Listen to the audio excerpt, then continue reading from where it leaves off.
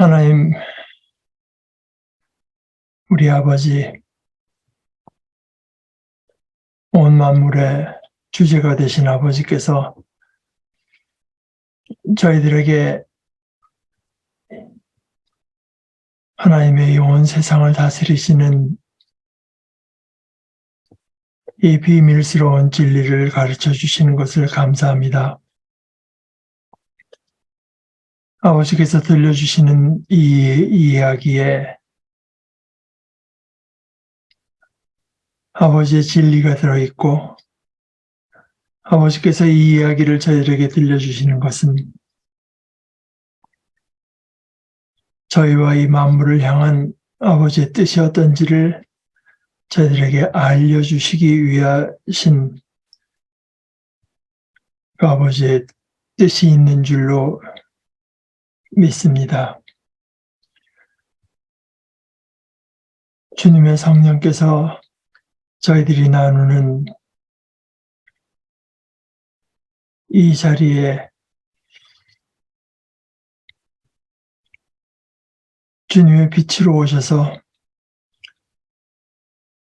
이 문자로 된 이 말씀들을 저희들이 읽고 느끼고 생각한 것을 나누는 이 모든 일들을 통해서 저희들이 아버지께서 저희들에게 하시는 말씀을 아버지의 음성까지를 들을 수 있는 거룩하고 복된 시간이 되게 하여 주시옵소서. 예수님의 이름으로 기도합니다. 아멘.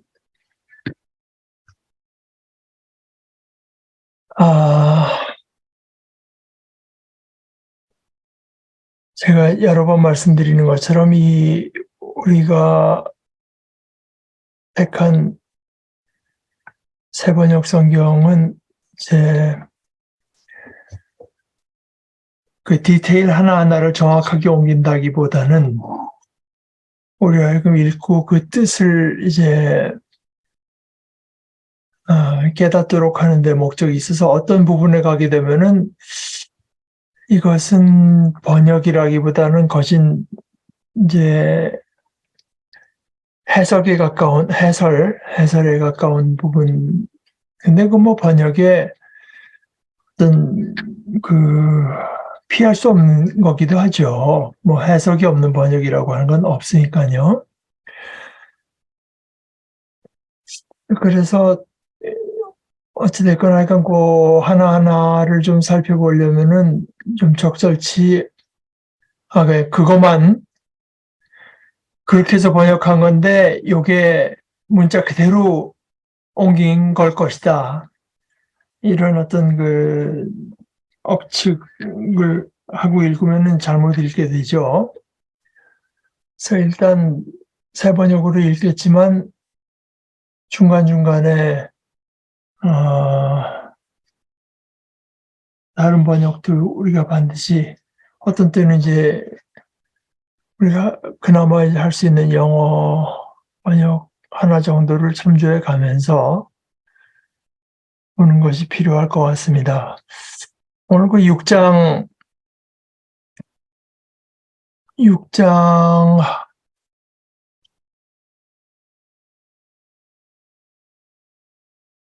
을 제가 한번 우선은 하여간 우리가 가진 새 번역대로 한번 읽어보십시다. 사람들이 땅 위에 늘어나기 시작하더니 그들에게서 딸들이 태어났다. 하나님의 아들들이 사람의 딸들의 아름다움을 보고 자기들이 좋아하는 모든 여자를 아내로 삼는지라. 죄송합니다. 제가 개정개혁으로 왔네요. 하나님의 아들들이 사람의 딸들의 아름다움을 보고 저마다 자기들의 마음에 드는 여자를 아내로 삼았다. 주님께서 말씀하셨다. 생명을 주는 나의 영이 사람 속에 영원히 머물지는 않을 것이다. 사람은 살과 피를 지닌 육체요. 그들의 날은 120년이다. 그 무렵에 그 후에도 얼마 동안 땅 위에는 네필림이라고 하는 거인족이 있었다. 그들은 하나님의 아들들과 사람의 딸들 사이에서 태어난 자식들이었다. 그들은 옛날에 있던 용사들로서 유명한 사람들이었다. 주님께서는 사람의 죄악이 세상에 가득 차고 마음에 생각하던 모든 계획이 언제나 악한 것뿐임을 보시고서 땅 위에 사람 지으셨음을 후회하시며 마음 아파하셨다. 주님께서는 탄식하셨다. 내가 창조한 것이지만 사람을 이 땅 위에서 쓸어버리겠다. 사람뿐 아니라 짐승과 땅 위를 기어다니는 것과 공중의 새까지 그렇게 하겠다. 그것들을 만든 것이 후회되는구나. 그러나 노아만은 주님께 은혜를 입었다. 노아의 역사는 이러하다. 노아는 그 당대에 의롭고 흠이 없는 사람이었다. 노아는 하나님과 동행하는 사람이었다. 노아는 셈과 함과 야벳 이렇게 세 아들을 두었다. 하나님이 보시니 세상이 썩었고 무법천지가 되어 있었다. 하나님이 땅을 보시니 썩어 있었다. 살과 피를 지니고 땅 위에서 사는 모든 사람들의 삶이 속속들이 썩어 있었다. 하나님이 노아에게 말씀하셨다. 땅은 사람들 때문에 무법천지가 되었고 그 끝날이 이르렀으니 내가 반드시 사람과 땅을 함께 멸하겠다. 너는 잣나무로 방주 한 척을 만들어라. 방주 안에 방을 여러 칸 만들고 역청을 안팎에 칠하여라. 그 방주는 이렇게 만들어라. 길이는 300자, 너비는 50자, 높이는 30자로 하고 그 방주에는 지붕을 만들되 한 자 치켜 올려서 덮고 방주의 옆쪽에는 출입문을 내고 위층과 가운데층과 아래층으로 나누어서 세 층으로 만들어라. 내가 이제 땅 위에 홍수를 일으켜서 하늘 아래에서 살아 숨쉬는 살과 피를 지닌 모든 것을 쓸어 없앨 터이니 땅에 있는 것들은 모두 죽을 것이다.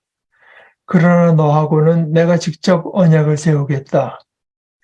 너는 아들들과 아내와 며느리들을 모두 데리고 방주로 들어가거라. 살과 피를 지닌 모든 짐승도 수컷과 암컷으로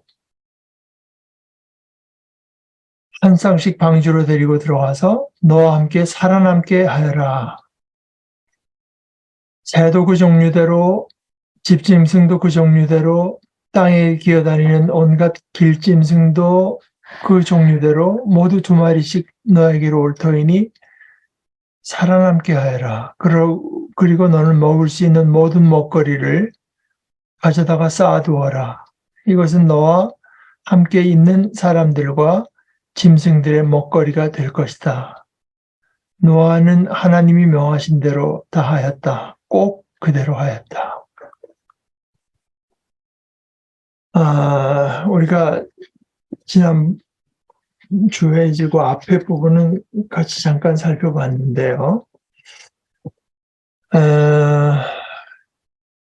거기 하나 이제 더 추가하자면은 4절에 그 네피림이라고 하는 거인족이 나오죠.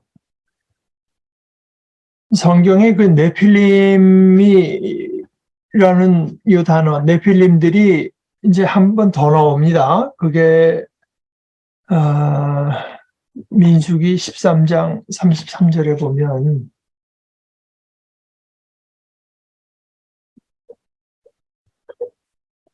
이제 그 여호수아가 가나안 땅을 탐사를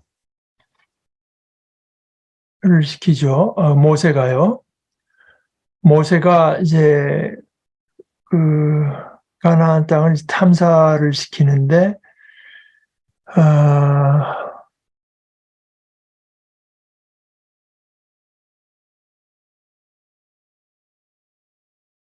그때 이제 두 사람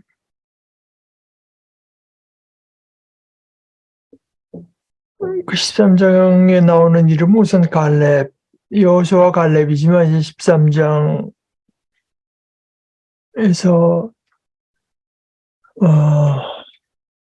나서서 말하는 사람은 갈렙입니다. 근데 그 사람들이 가나안 땅을 탐지하러 갔다가 13장 25절에 보면 40일 만에 돌아오는데 이제 보고를 합니다. 모세와 아론과 온 회중에게 보고를 하는데 거기는 정말 젖과 꿀이 흐르는 곳이고 이게 그 땅에서 난 과일입니다. 이거 또 따뜻한 지역이니 얼마나 이제 여리고 지역은 그러니까 뭡니까 요단강을 건너가면 이제 곧장 여리고 그 첫 성 아니었습니까? 여리고 지역도 그렇지만 하여간 거기서 그 사람들이 에스골 골짜기라는 데 가서 포도 한 송이가 달린 가지를 꺾어서 포도 한 송이가 달렸는데요. 그걸 두 사람이 막대기에 꿰어서 둘러맸다. 그리고 석류와 무화과도 땄다. 하여간 이렇게 갖고 와가지고 이게 그 땅에서 난 과일입니다. 그런데 거기 그 문제는 거기 살고 있는 백성은 강하고 성읍들은 견고한 요새처럼 되어 있고 매우 큽니다. 우린 거기서 이제 아낙 자손도 보았습니다. 그때 이제 갈렙이 백성을 격려한 내용이 올라가서 그 땅을 점령합시다. 우리는 반드시 그 땅을 점령할 수 있습니다. 근데 딴 사람들이 도저히 안 됩니다. 그 백성 우리보다 더 강하다. 우리가 그 땅에서 본 백성은 키가 장대 같은 사람들이다.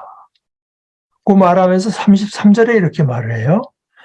거기에서 우리는 또 네필림 자손을 보았다. 먼저 봤던 그 아낙 자손이라는 게 네필림의 한 분파다. 그 사람들을 보고 우리를 보니까 우리는 스스로가 보기에도 메뚜기 같았지만 그들의 보기에도 그렇게 보였을 것이다. 그러니까 이제 온 백성들이 다 울고 이제 난리가 납니다. 그래서 모세와 아론에게 원망을 하는 이야기가 민수기 13장에 있어요. 이건 네필림입니다. 그 말 뜻은 본래는 떨어졌다, 넘어졌다, 어떻게 보면 타락했다 그런 말 뜻인데요. 그런데 사실 지금 이제 제가 그렇게 읽었죠. 그들은 하나님의 아들들과 사람의 딸들 사이에서 태어난 자식들이었다. 그들은 옛날에 있던 용사들로서 유명한 사람들이었다. 공동번역도 그와 조금 비슷해요. 그때 그리고 그 뒤에도 세상에는 느빌림이라는 거인족이 있었는데 그들은 하나님의 아들들과 사람의 딸들 사이에서 태어난 자들로서 옛날부터 이름난 장사들이었다. 그런데 우리 그 개정 개혁 번역은 그렇게까지 명쾌하게 번역을 하지 않았습니다. 당시에 땅에는 네필림이 있었고 그 후에도 하나님의 아들들이 사람의 딸들에게로 들어와 자식을 낳았으니 그들은 용사라 고대의 명성이 있는 사람들이었더라. 여러분 그 지금 차이를 이제 간파하셨는지 모르겠는데 새번역하고 공동번역에는 이제 네필림이라고 하는 게 하나님의 아들과 사람들 사이에서 태어난 자식들이라고 번역을 했고 개역개정은 당시의 땅에는 네필림이 있었고 그 후에도 하나님의 아들들이 사람의 딸들에게서 들어와 자식을 낳았으니 그들은 용사라 하면서 직접적으로 이렇게 네필림이 하나님의 아들과 사람의 딸들 사이에서 난 자손들이라 이렇게는 번역하지 않았습니다. 그리고 그것이 이제 그 히브리어 성경에 더 가깝습니다. 그러니까 이제 새 번역하고 공동 번역 그것을 해석을 한 거죠. 그랬는데 영어 번역에는 그 The Nephilim or on the earth in those days 그때 땅 위에 네필림들이 있었고 and also afterward 그 후에도 있었다. When the sons of God 하나님의 아들들이 사람의 딸들에게로 와서 그들이 자식들을 낳을 때 그때 네필림들이 있었다. 그 후에도 있었다. 이런 식으로 돼 있는 것이 이제 원어 번역에 더 가까워. 우리 그 개정개혁이나 영어 ESV 같은 것은 이제 있는 대로 그대로 번역했 것입니다. 그 용사라고 한 것도 사실은 이건 이제 영어 번역에 언제 몇 세기였더라? 그 19세기인가? 흠정역이라고 번역할 때 처음으로 용사라고 번역한 걸 그 뒤에 번역자들이 이제 따른 건데 어찌됐건 하여간 네필림이 하나님의 아들과 사람의 딸들 사이에서 난 자손들일 가능성은 있습니다. 그러나 성경이 그걸 콕 집어서 그렇게 이야기하는 것은 아니에요. 또 하나 여기 이제 네필림들이 있었다고 그다음 이게 지금 노아 얘기가 나오기 전의 얘기 아닙니까? 그런데 여러분 아시다시피 그때 그 홍수로 하나님께서 방주에 들어가 있는 거 말고는 싹쓸이 하셨잖아요. 그럼 네필림도 없어졌을 거 아닙니까? 이 민수기에서 네필림은 어디서 나타난 것인가? 그러니까 이게 그 성경의 이야기를 이제 이런 식으로 궁금해할 수는 있죠. 궁금해할 수는 있지만 이제 그런 이야기가 나올 때 물론 뭐 이러저런 해석을 해보는 거는 충분히 가능한 태도긴 해도 이제 그런데 사로잡히게 되면은 정작 성경이 말하고자 하는 것을 우리가 이제 그 어떤 듣지는 못합니다. 이게 나중에 그 노아의 홍수 이야기 때도 마찬가지인데요. 그러니까 지금 뭐 아라랏산 뭐 나중에 배가 착륙하게 되는데 아라랏산 뭐 이러는데 그게 어디냐 이제 뭐 그냥 한 번쯤 궁금해할 수는 있습니다. 그런데 우리가 좀 더 집중해서 이제 보고자 하는 것은 그럴 때 이런 모든 것들을 볼 때 과연 성경이 이런 모든 뭐라고 할까? 뭐 이 이야기를 쓰는 사람들이라고 해서 이 이야기가 이렇게 하면 앞뒤가 안 맞네 하는 거를 몰라서 그렇게 쓴 게 아닙니다. 그런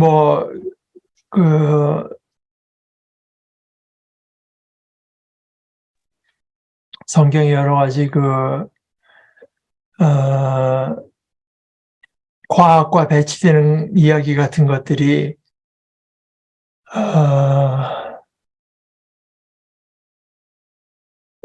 성경을 쓸 당시의 사람들은 우주가 얼마나 큰 건지 우리만큼 몰라서 그랬다 하는 거에 대해서는 이제 C.S. 루이스, 프톨레미우스 같은 사람들의 글을 이용해서 이런 걸 읽고도 그렇게 말을 할 수가 있느냐 이제 그렇게 근거를 댄 적이 있는데 말이 나온 김에 그 C.S. 루이스가 아주 전곡을 찌르는 이야기를 한 게 있는데요. 저도 그거 읽었을 텐데 이제 그냥 마음에 그렇게 두진 않았던 모양인데 어느 분이 그걸 이제 인용을 한 것을 다시 보니까 그런 말을 틀림없이 했는데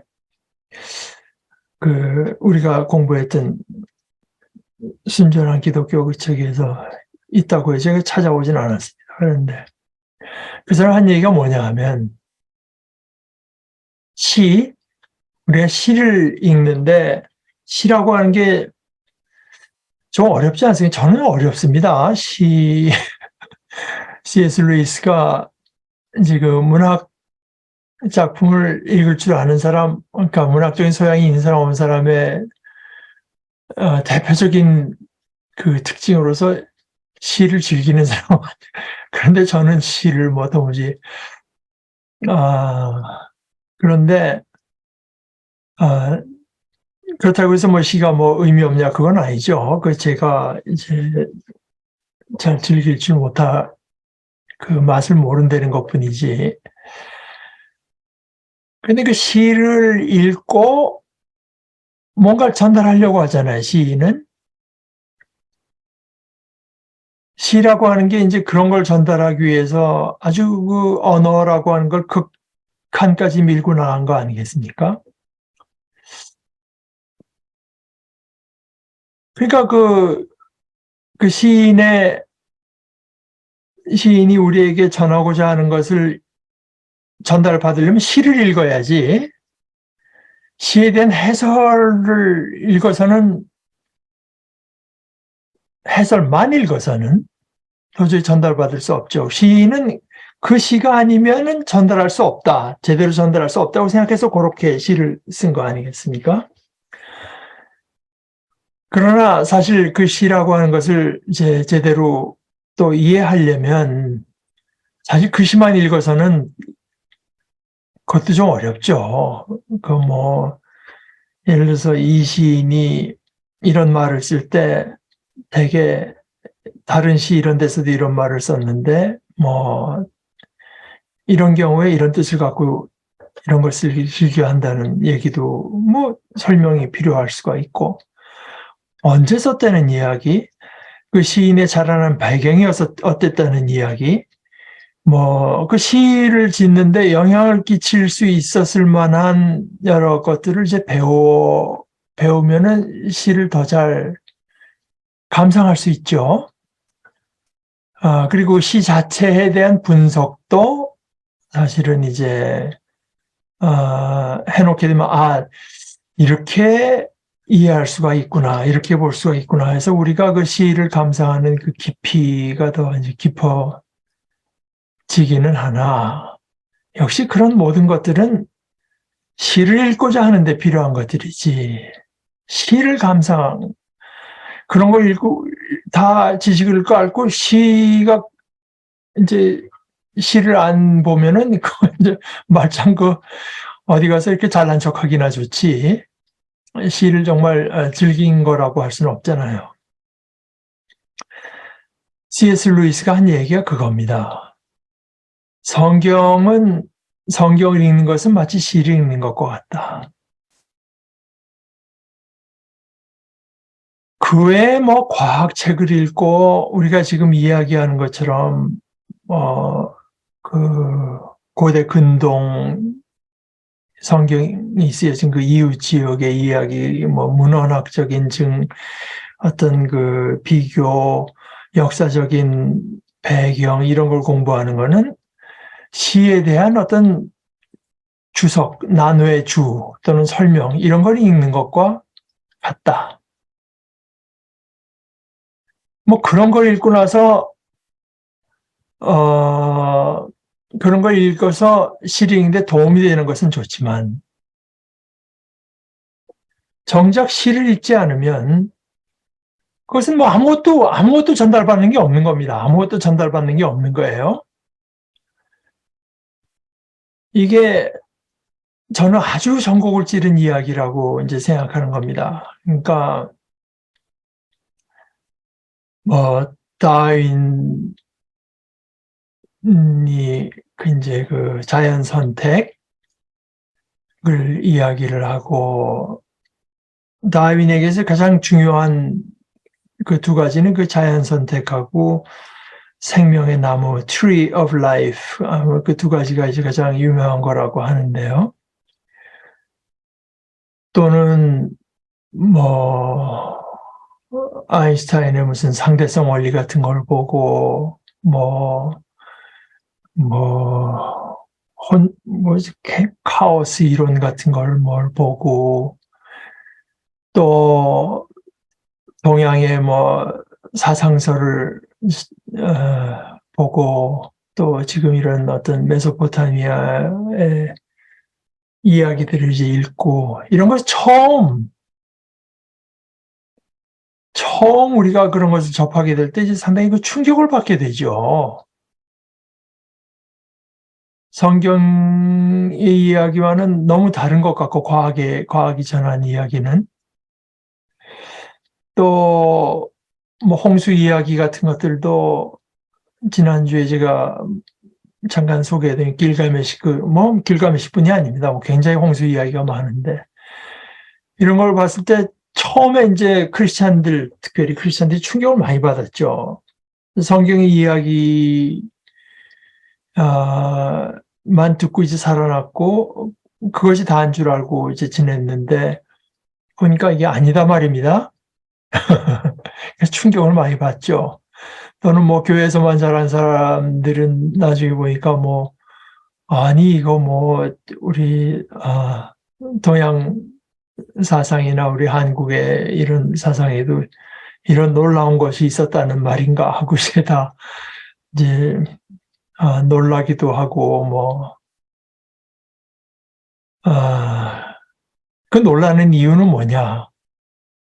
그 놀라는 이유는 우리가 성경을 읽으면서 우리 나름대로 이해한 게 있었기 때문입니다. 우리 나름대로 해석을 아주 단순하게 이제 우리 나름대로 성경을 해석해 온 겁니다. 근데 그 해석이 도전을 받은 것이지 성경이 도전을 받은 것은 없습니다. 그런 지식과 진리들은 본래 있었던 거지 그게 무슨 만들어낸 것도 아니고 그렇잖아요. 그러니까 읽으면서 우리가 도움받을 것은 많을지언정 우리가 이런 식으로 생각해 왔던 것이 이게 너무 단순한 생각이었구나. 우리가 성경에서 뭐 이런 식으로 이제 쓰여진 것이 우리는 예를 들어서 18세기면 18세기 사람, 20세기면 20세기 사람의 어떤 그 관심과 다른 글을 읽는 습관에 따라서 성경을 이제 봤고 그것은 또 그동안 뭐 15, 16, 17, 18세기 쭉 특히 그 영국이나 뭐 유럽 지역에서 생겨난 그 이해를 우리가 전해받은 것들이 많았기 때문에 이제 그런 성경의 이야기가 그런 것인 줄 알고 있다가 보니까 우리가 좀 새롭게 생각해야 되는 것들이 많구나 하는 걸 이제 발견하는 것뿐이지.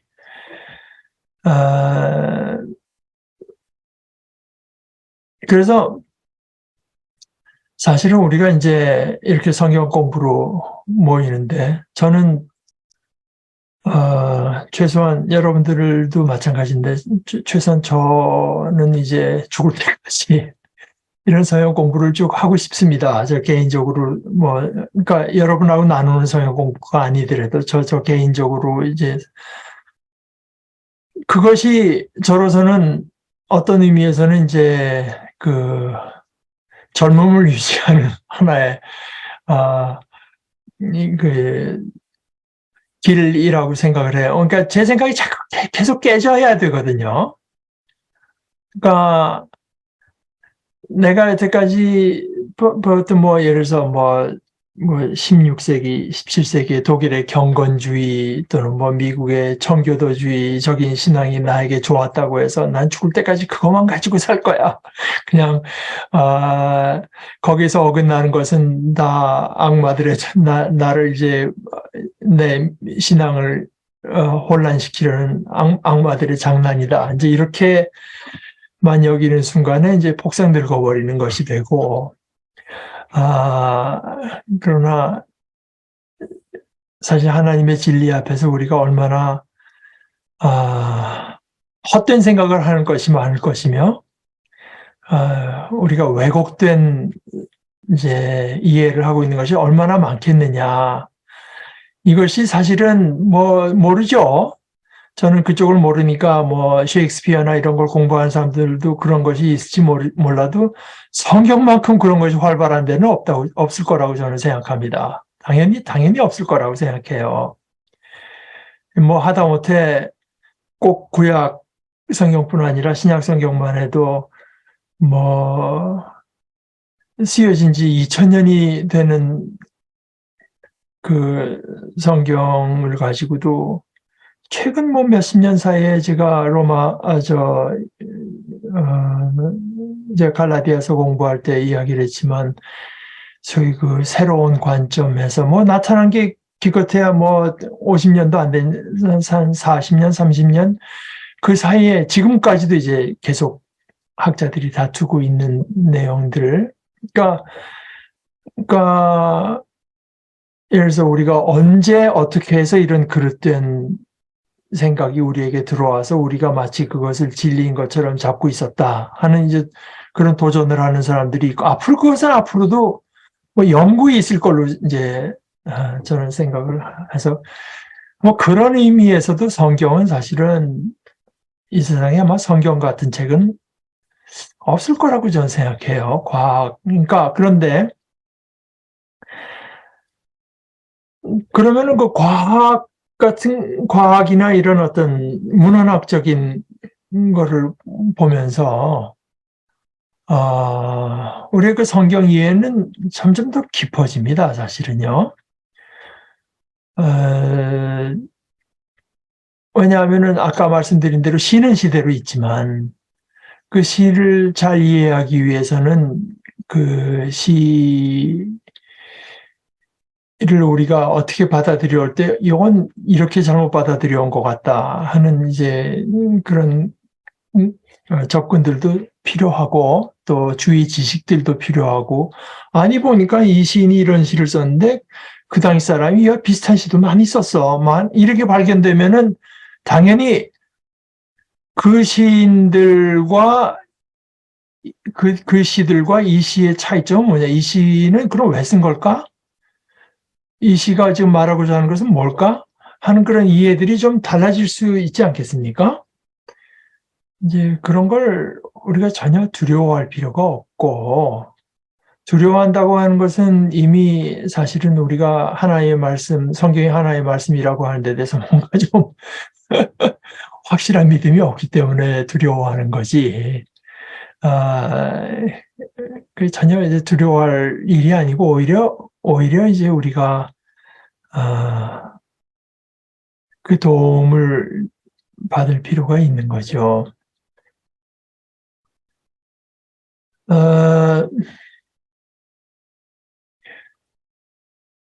본문으로 다시 돌아가서, 여기 아까 제가 메소포타미아라고 했지만, 이번 메소포타미아라는 말 뜻은 아마 들으신 적이 있을 겁니다. 잊어먹었을지 모르지만, 지금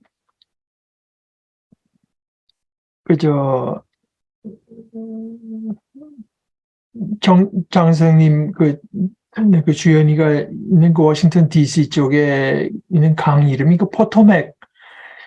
그러니까 그게 이제 강이라는 뜻입니다. 헬라어로요.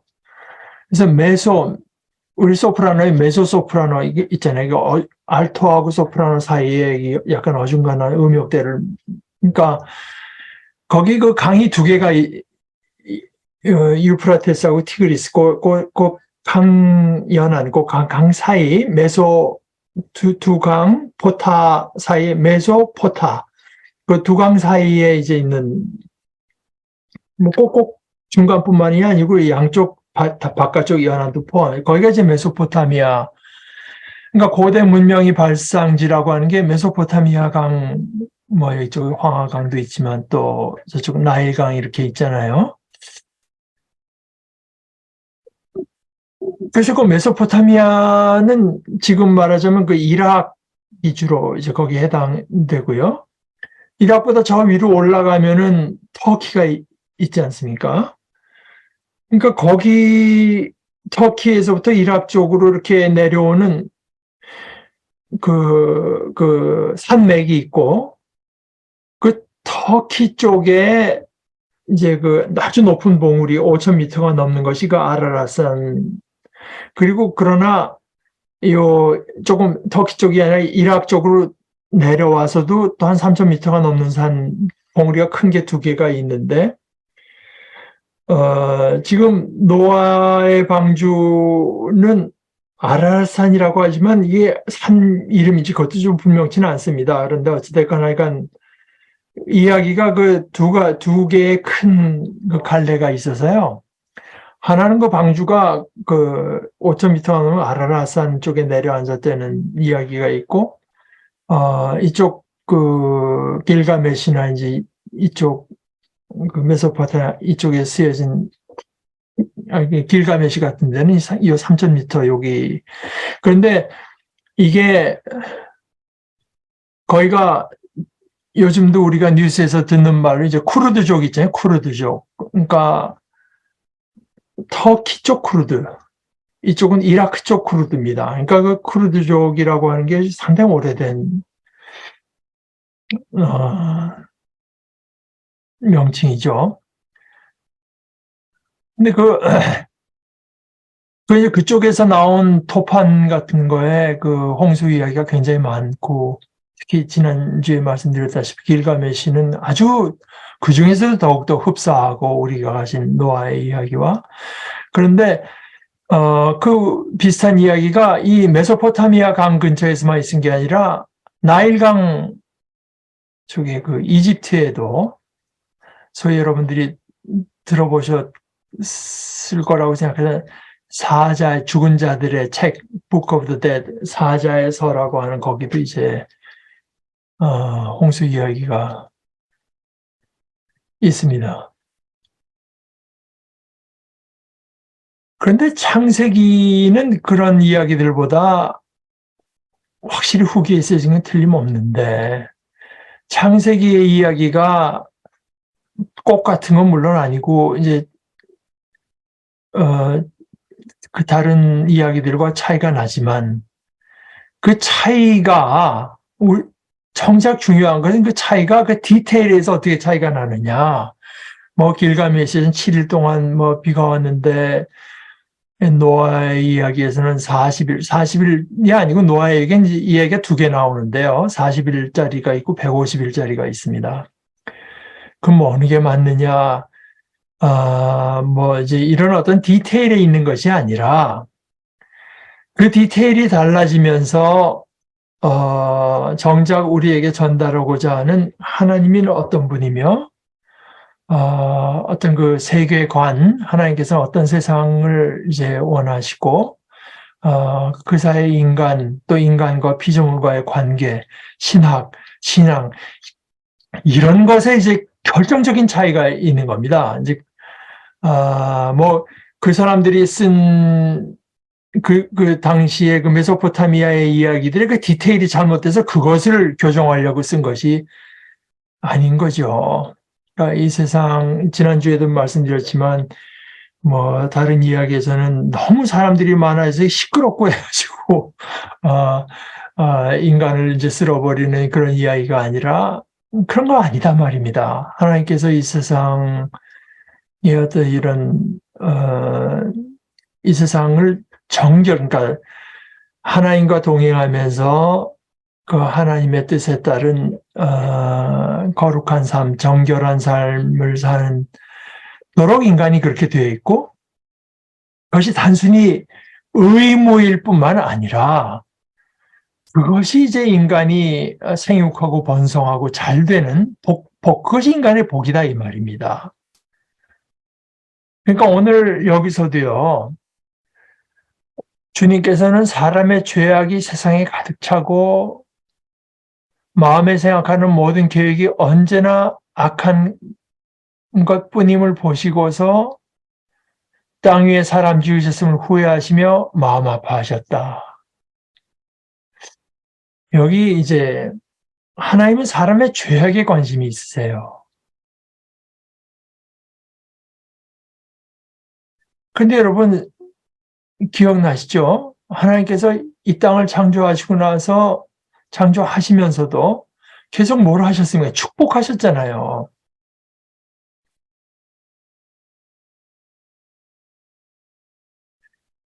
그러니까 하나님께서 화가 난 표현이 아니라 여기요.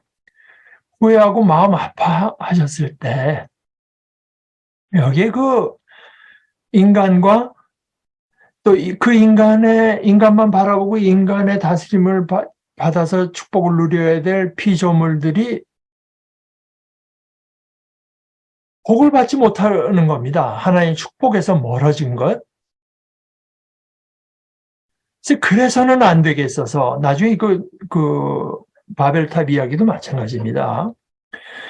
이걸 엉뚱하게 그저 자기식으로 생각을 해가지고 뭐 하나님이 인간이 자기 권위에 도전해도 화가 나가지고 뭐 이거는 자기 형상을 하나님의 형상에다 집어넣은 것이지 성경을 읽어보면 특히 자세히 읽어보면 전혀 그렇지가 않아요.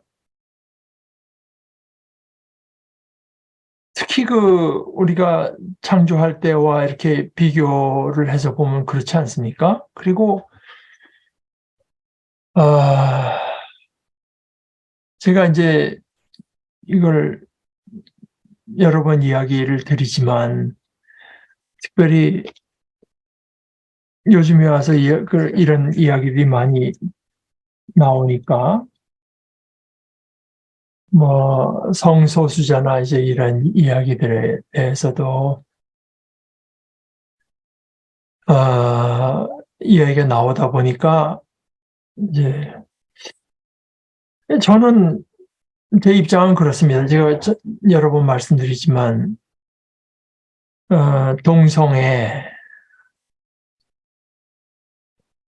죄냐? 저는 앞만 봐도 그게 죄인 것 같습니다. 마치 우리가 기도를 안 하고 게을리하는 게 죄냐?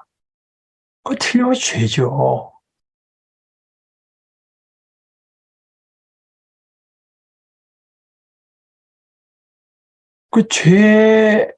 그러니까 그래서 우리가 죄라고 하는 것을 이해해야 되지 않겠습니까? 인간이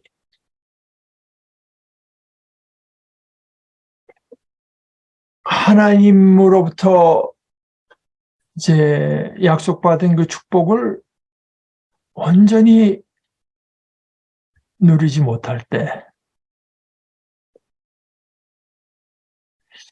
이제 그것 때문에 이제 하나님께서 이제 탄식하시고 후회하시고 마음 아파하시고 이런 모습이 나타나는 거거든요.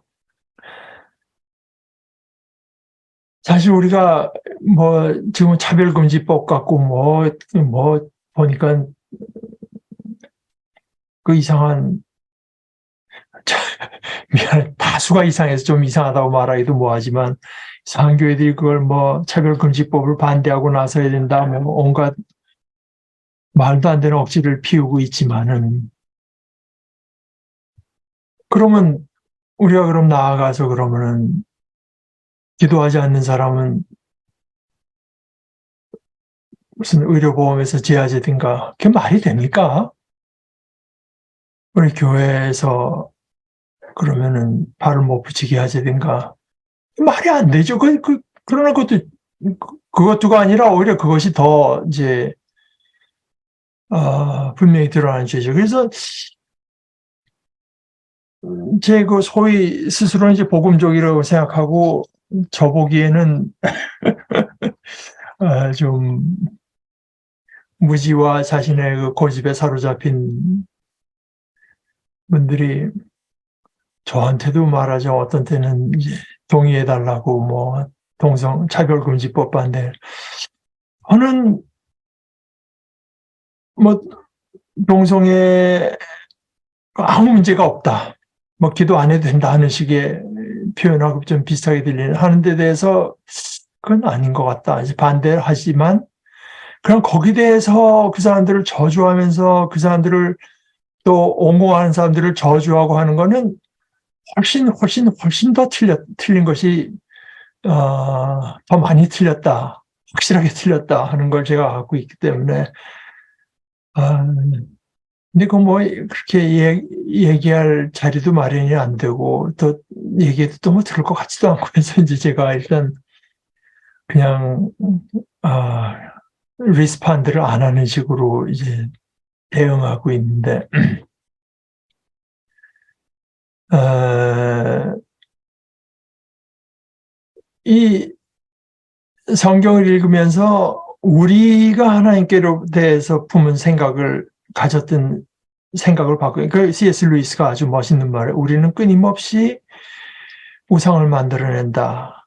그러니까 하나님께서 자기의 형상과 자기의 모양을 따라서 인간을 만들었는데 인간이 피조물이 자기 형상과 자기 모양을 따라서 만드는 게 우상 아니겠습니까?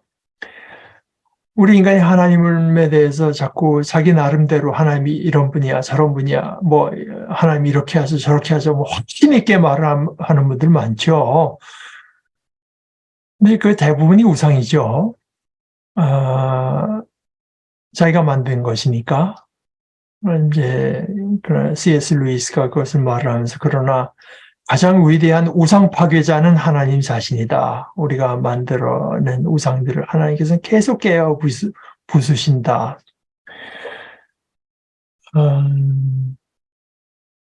여기도 이제 그 6절의 말씀을 우리 하나만 오늘 이제 하나만 살펴보십시다. 6절 말씀에 이렇게 되죠.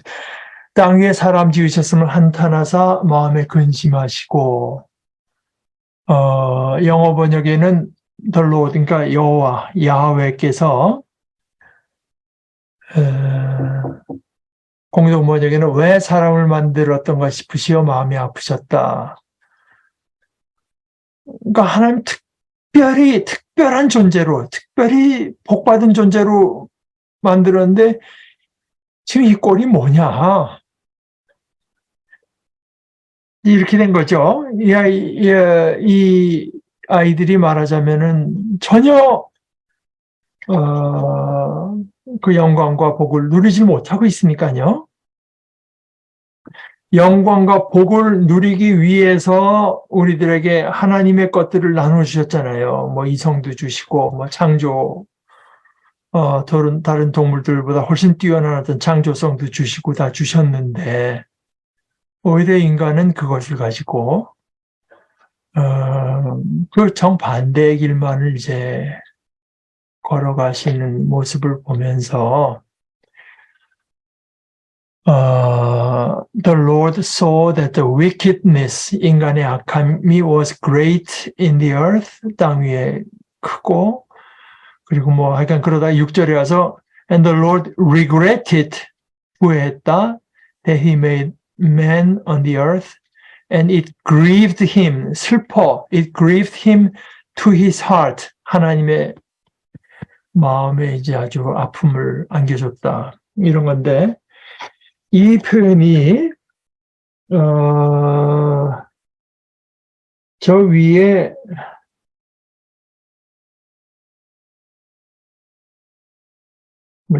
제가 좀 찾겠는데 저 위에 우선 아까 3장 올라오고 싶시다. 창세기 3장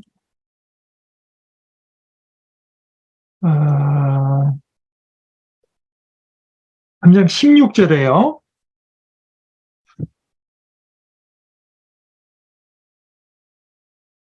3장 16절에 하나님께서 여자에게 이렇게 말씀하세요. 내가 너에게 임신하는 고통을 크게 더할 것이니 너는 고통을 겪으며 자식을 낳을 거야. 이 고통을 이제 크게 더한다. 이런 표현이 있잖아요.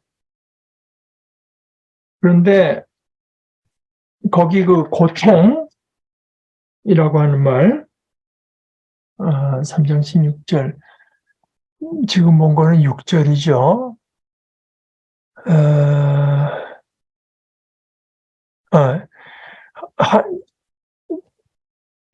창세기 6장 6절에 그 마음에 여기 이제 쓰인 히브리 말이 아짜브라고 해서 이제 고통스러워 하는 거 바로 이제 그 단어입니다. 그 3장 6절에 3장 16절에 하와에게 고통을 더한다고 한 그 말이 그 하나님의 심장에 이제 그런 고통을 안겨줬다. 그리고 그 앞에 이제 후회했다고 하는 말은 후회했다고 하는 말은 저 위에 5장 29절에 노아 이야기를 하면서 5장 29절에 이제 그 라멕이 주님께서 저주하신 땅이기 때문에 우리가 수고하고 고통을 겪어야 하는데 바로 이제 거기 오늘 그 6장 6절에 쓰인 단어를 제가 읽어드리면은 그 히브리 말이 나함인데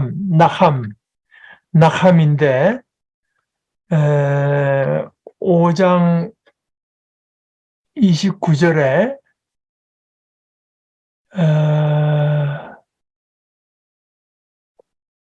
5장 29절에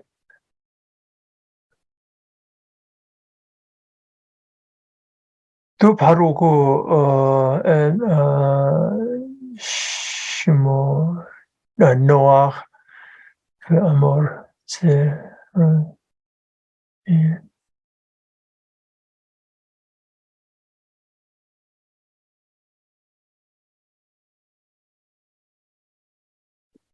여기서도 이제 똑같이 나함 그러니까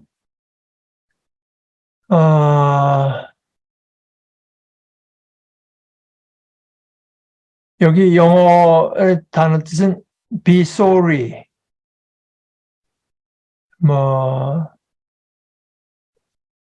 이렇게 이제 쓰인다고 하는데 그래서 이 말씀은 제가 뭘 말하려고 하는 건가 하면은 이제 그 라멕이 인생이 살아보니 너무 피곤하고 너무 고통스럽고 이제 그 속에서 위로를 찾고 뭐 이제 이래야 되는 인생을 묘사하는데 쓴 단어가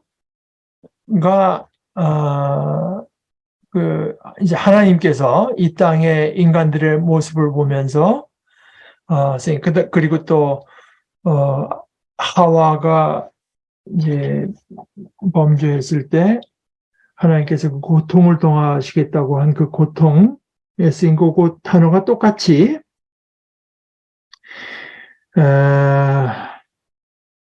그래서 이제 거기에 대해서 설명이 그 단어가 여자가 출산할 때 통증을 이제 상기시키고 그리고 또 남자는 땅에서 그 노동 할 때 그런 그 수고로움 그것을 이제 상기시켜서 이렇게 같은 단어를 썼다고 하는 것은 창조주이신 하나님께서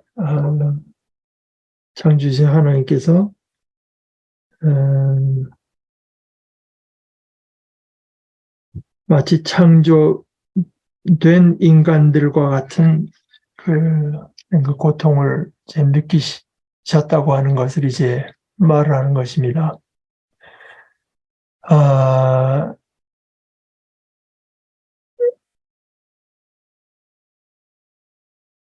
그러니까 이것이 뭐 지난주였나요? 우리 표성원 선생이 그 종교교육 얘기하면서 루터가 빡쳐서 그래서 무슨 그야말로 빡쳐서 무슨 뭐 이렇게 심판을 내리시고 그런 거 아니면 그거는 이제 인간들이 너무 자기 모습을 하나님에다가 투영한 거죠.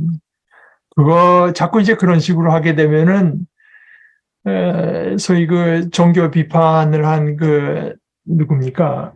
칼 막스에게 엄청난 영향을 끼쳤던 포에르바하, 기독교를 비판한 그런 사람들이 대표적으로 표현한 것처럼 인간이 자기의 형상을 따라서 하나님을 만들었다고 제 말을, 누구나 많이 하는 생각인데, 유명한 사람이 했으니까 유명한 말이 된 거겠지만, 그렇게 됩니다. 잘못하게 되면은. 우리는 하나님을 믿는다고 하면서도 우리 형상을 따라 자꾸 이제 하나님을 만들게 되죠.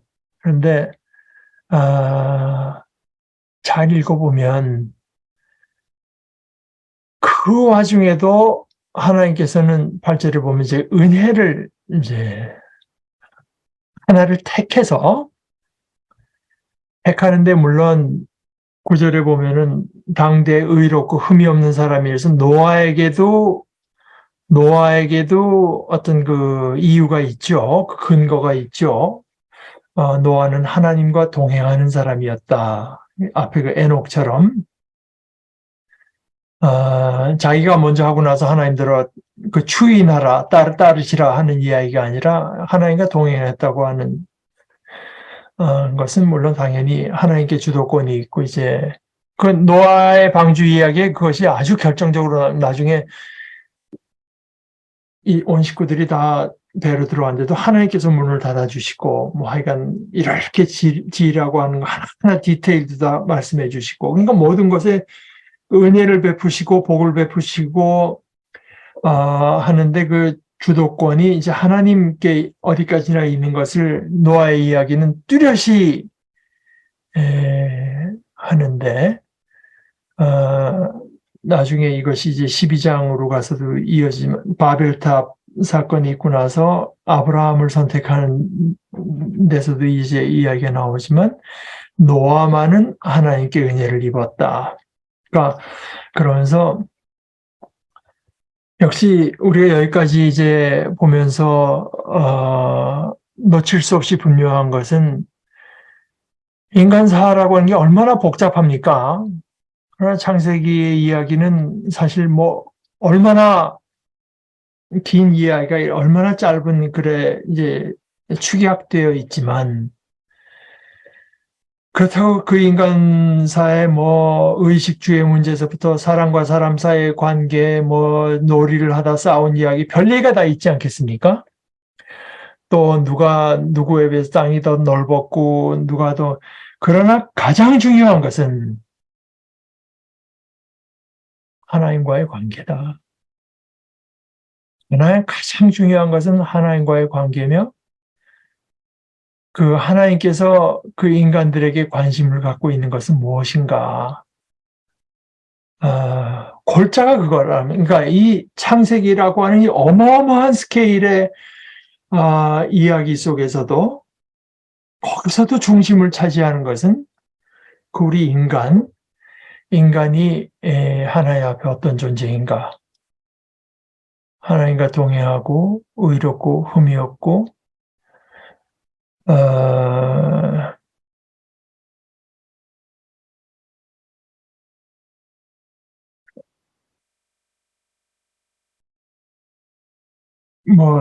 몇 년 전에 이제 신약 학자인 탐 라이트가 에든버러 대학에서는 기포드 강좌에 초청을 받았을 때, 그 사람이 강의한 거가 이제 한 50년 전에 20세기의 그 신약학자든 볼트만이 강의한 역사와 종말론에 대해서 이제 반론을 피면서 또 강의를 했는데, 그러나 이제 그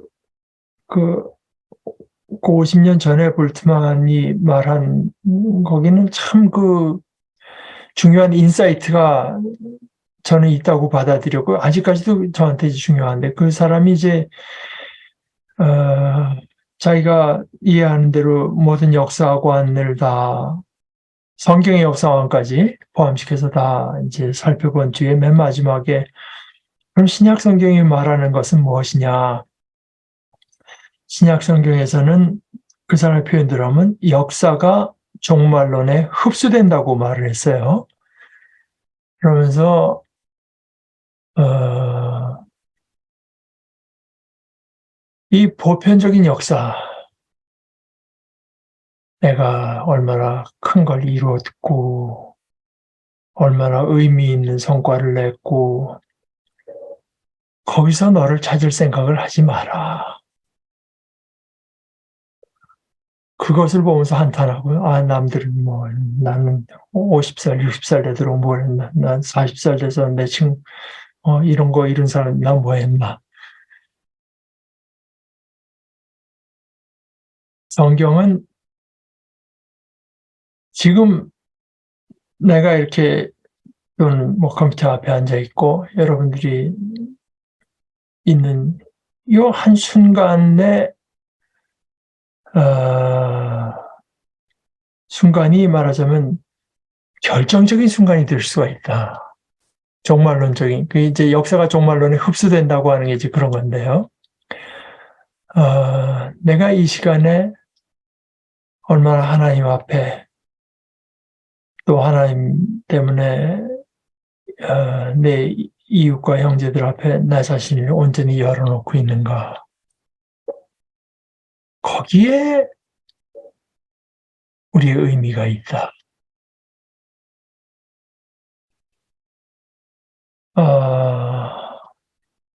사실은 의인은 뭐 물론 당연히 그것은 이제 신약에서 더 분명히 되는 바가 있겠지만 그러나 오늘 이야기도 그렇잖아요. 창세기를 봐도 얼마나 어마어마한 이야기입니까? 그러나 그 속에서도 핵심을 이루는 것은 하나님과 동행하는 사람인가, 의를 따라 살며 하나의 흠이 없는 사람인가,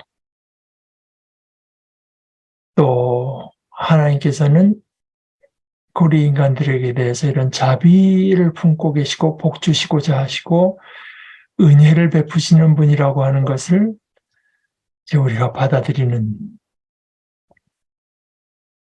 거기에 이제 그 가장 핵심과 포인트가 있다고 하는 것을 이야기가 크면 클수록 그 속에서 이제 발견하게 된다고 생각합니다. 조금 뭐 더뎌지긴 하지만 그래도 이야기를 제가 안 하고 넘어갈 수가 없어서 그러니까 다음 주에도 아마 저는 사실 이 6장은 뭐 그냥 조금 그냥 빨리 지나가지 않을까 했는데 이제 그렇지가 않네요. 아주 뭐 하여간 제가 어떤 계획을 세우고 갈 것보다는 어 이렇게 진행을 하겠는데 여러분들께서 혹시 뭐 중간에 이게 이렇게 하다 이제 창세기 공부 언제 끝나나 생기고 하면은 말씀해 주셔도 되겠습니다. 자, 그럼 우리 함께 기도하고 마치십시다. 하나님, 영원 보이고 보이지 않는 모든 것을 지으신 우리 아버지, 저희들은 이 우주의 광막함을 배우고 그 안에서 이 지구라는 천먼지보다도 못한 작은 별 속에 그 속에도 또 작디 작은 저희들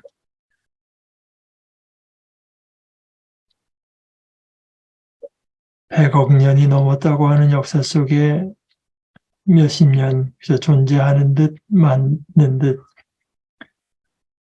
한 저희들 그 작고도 짧은 시간 동안에 늘 생각하는 것은 저희들 자신밖에 없는 좀 한심하게 이를 데 없이 어떻게 보아도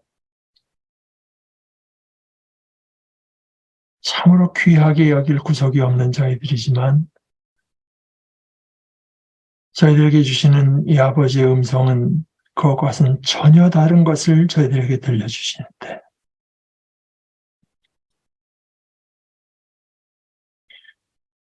아버지, 그럴 때 아버지의 성령께서 저희들에게 믿음을 더하여 주시기를 기도합니다. 하나님께서 저희를 어떻게 귀하게 여기셔서 저희들 하나하나가 얼마나 귀하고 소중한 존재인지 깨닫게 하시고 받아들이게 하시고 저희들이 말하고 생각하고 다른 사람들을 대하고 삶의 크고 작은 결정을 내릴 때 이 복된 은혜의 진리 안에서 하나님과 동행하면서 행할 수 있도록 저희들을 지켜주시옵소서. 예수님의 이름으로 기도합니다. 아멘.